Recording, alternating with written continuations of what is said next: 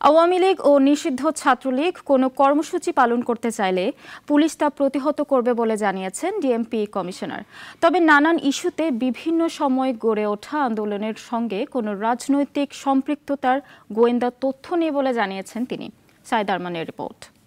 অন্তর্বর্তীকালীন সরকারের প্রধান উপদেষ্টা পদের কর্তব্য ডক্টর মোহাম্মদ ইউনূসের নেতৃত্বে গঠিত অন্তর্বর্তী সরকারের পদত্যাগের দাবিতে কর্মসূচি দিয়েছে আওয়ামী লীগ।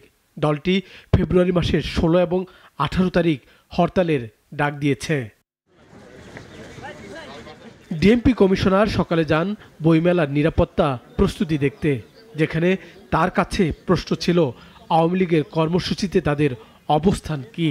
তার জবাব, নানা সময় কর্মসূচি দেয়া হচ্ছে, পুলিশ তা প্রতিহত করে যাচ্ছে। নিষিদ্ধ ঘোষিত ছাত্রলীগের অনেক নেতাকে আমরা ইতিমধ্যে অ্যারেস্ট করেছি, তারা বন্দি আছে। তারা যদি এরকম কোনো অ্যাটেম্প নেয় অবশ্যই আমরা ব্যবস্থা নিব।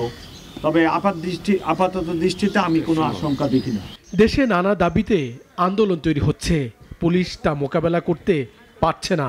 সঙ্গে প্রশ্ন ছিল, এসব আন্দোলনে কি কোনো রাজনৈতিক সম্পৃক্ততার গোয়েন্দা তথ্য আপনাদের কাছে রয়েছে কিনা। তার সাফ কথা, পুলিশ নিজে মরবে না, মারবে না কাউকে। আমাদের বাণী এখন একটাই, আমরা কাউকে মারতে চাই না, এদেশের লোক আমরাও মরতে চাই না। আমি কোনো ব্রিটিশ পুলিশ কমিশনার না, আমার ডানে বামে আমার সহকর্মীরা কোনো ব্রিটিশ না, আমি ব্রিটেন থেকে আসি নাই। এদিকে বেশ কিছুদিন ঢাকার নিরাপত্তা পরিস্থিতি নিয়ে মানুষ উৎকণ্ঠা প্রকাশ করছে। সূর্য ডুবলেই যেন মানুষ নিরাপত্তাহীনতায় পড়েন। কেন এমন পরিস্থিতি? অবশ্য কমিশনার বলছেন, এমন সংবাদ করা যাবে না যাতে নিরাপত্তাহীনতা তৈরি হয়। পুলিশ কমিশনার, আমার একটা মেকানিজম আছে, আমি সেই মেকানিজমের মাধ্যমে রাত্রিরে এবং দিনে ঢাকা শহরকে নিরাপদ রাখার চেষ্টা করি। সব ক্ষেত্রে আমি সফল হই, আমি সেটা দাবি করি না। 2-2.5 কোটি লোকের শহর, এত ঘন প্রচার করবেন না যেটা জনমনে অনাকাঙ্ক্ষিত নিরাপত্তাহীনতার সৃষ্টি করে। এদিকে মাসব্যাপী বইমেলা শুরু হচ্ছে আগামীকাল, তবে এখনো চলছে স্টল গোছানোর কাজ। শেষ মুহূর্তের প্রস্তুতিতে ব্যস্ত মেলায় আসা প্রকাশনীগুলো। সাইদ আরমান, নাগরিক, ঢাকা।